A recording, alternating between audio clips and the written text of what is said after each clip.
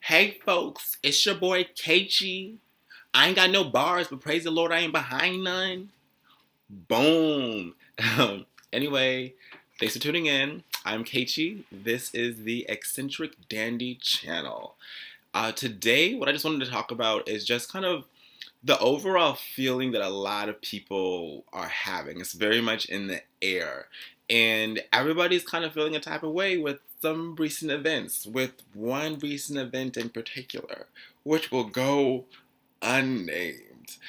But yeah, like people are going about it in very constructive ways. People are going about it in very unconstructive ways. And some people are just going about it in somewhere in between that. And this kind of whole dialogue and discourse that's happening, I'm kind of forced to put into practice something that I've been putting into practice for a while now. And as I continue to do it, I'm getting better and better and better at it. And that's just not really letting my situation like make me feel any type of way. Like you cannot let like necessarily your circumstances define you. And there are things that I've heard recently, two in particular that I'll mention, that really have reevaluated that. And one of them, the first one, was I was listening to The Breakfast Club. And thank you, Don J, for pointing me to that, or pointing that out to me. But they interviewed this gentleman by the name of Michael Eric Dyson. He is also a Michigan native like myself. He has an Ivy League background. He is a professor of sociology at Georgetown. I love sociology. That's one of the things I studied in school. And so I know this, like, I was like, oh yeah, this man's smart. He's smart.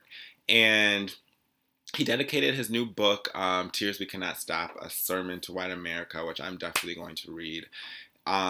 He dedicated the book to Miss Tina, Beyonce, and Solange. And I was like, oh yeah, we are birds of a feather, very much so.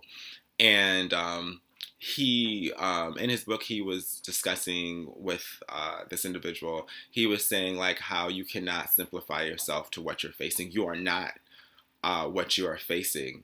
And and also you also can't like just be like, oh my gosh, this is happening to me, my life is just so bad and everything's just sour and dry. And don't do that. Like, adversity is ultimately just a part of life, and you are going to face certain things that are you aren't going to like, that are going to be difficult to go through, but that can't just like be like, you can't just make that decision that this is going to affect you this way and you're going to be happy. Like, continue to be happy. Don't compromise what you want or where you're going. Know that there's something better for you. Aim for that. And also, I'll bring in real quick.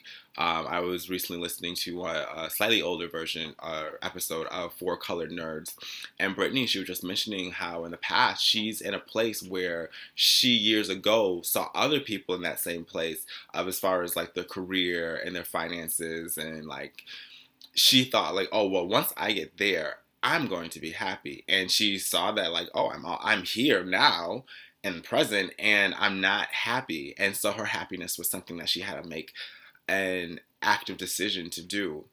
And it's so true. It's so true. I can think of myself personally. There was one point where I was really trying to get out to New York, and it just was like, oh, if I just get to New York, this, that, and the other would be possible. I just really need to get out there. And I mean, now I'm here. I've been here for a couple of years, and now there are other problems, So I can't like as I needed to enjoy myself and enjoy life then when I was back home, I need to do the same here. I'm still going to have different things that I'm facing, but I also need to make the decision to be happy, to not let my circumstances and what's like things that aren't ideal that are going on, just knowing how to deal with them. Like, I mean, and that's for like everything. And I was also can bring up, I was recently Harlem bound on a train with one of my fellow Rockies. I'm a rock. And we were going to Bible study. like this particular individual I made this comment. It was like a very small thing, but it was just like kind of almost like downplaying themselves, like about like a particular habit that they have that they don't like. And I had said like, oh, like don't say that, because even in that small like kind of microaggression against yourself, you are like going to continue on that path. Like you're verbalizing it and bringing more truth to it, and you just kind of ultimately continue that habit. Because I know I've totally done something like that in the past where I would say small things like, oh my gosh, I'm a hot mess. I used to say that a lot. And so I told this individual, like, don't say that. Don't declare that over yourself. Like, you're going to make the mistake. You might continue to make this mistake for some time, but every time you're going to know better and know better and know more better, and you aren't going to make this mistake anymore. And you'll just be a better person. And I think it's just like in those small like steps that you're able to work yourself towards the person who you are. You already are that person. It's just like there are things kind of in the way, and you just have to like find your way through the fog and become that person. And also, Professor Dyson, he brought up Hebrews 11 verses 1 through 3, one of my favorite scriptures really right now. And it's just about faith. Please read it for yourself. I'm going to try to like, I'm not going to read it, but give you my interpretation of it. But you still need to actually read the actual word, okay? And it's just like, it's about faith. And like, you just can't, you're not like, having hope is having this strong hope that this is going to happen, even though you aren't necessarily seeing it in the natural. You're not seeing like a tangible evidence of this happening, but you still are aiming towards that. And that's, you know, that's so important, especially as like a New Yorker. There's so many people out here that have these crazy goals that they're aiming towards, and there's so many other people going for it. It's like kind of dog eat dog, you know. And that's something one of my pastors had told me a while back, like, or not me in particular, but I think it was like during a message. But they were just saying like in New York, people like they have their dreams, and then like it's hard, and it's like kind of dilute them a little bit. And that's something that happens a lot here. It's like, yeah, I really wanted to do this, but it wasn't really working out, so I kind of changed it. And like, this isn't necessarily what I came out here to do, but I feel like it's more feasible. And you still got to like aim for it. I'm just saying. And it's just something that I'm learning to do and continuing to put into practice. And sometimes easier said than done, but you know, like, it's just, it's unfortunately, it's a little bit sad. It's a little bit sad that people are letting something affect them. And like, I understand that there are things that are going to change that might affect us, but like, it's just, I can't get too into like who I am. Like, I'm still going to try to accomplish who I'm going to accomplish. Like, I adhere to a higher power. Like, so I don't know. And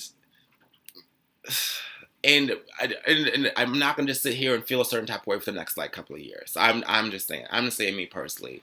And I'll say real quick, I want to say, like, oh yeah, it reminds me of the one episode of the Cosby Show where like Vanessa had like a pimple, and she like they weren't dating yet, and she wanted Robert to like her. She's like, I can't go to school with this pimple on my face. And so Denise is like, oh, here's this bandana and wrap it around your head and he won't notice. And it ended up being really cool, and people complimented her at school and stuff like that. But she found a way through that situation so that she could still go about her day, and still Robert would like look at her and be like, Vanessa, you're so pretty. And so yeah, like use your circumstances. There are things that like they might be hard to go through, but they're going to polish you and make you better and just even more resilient.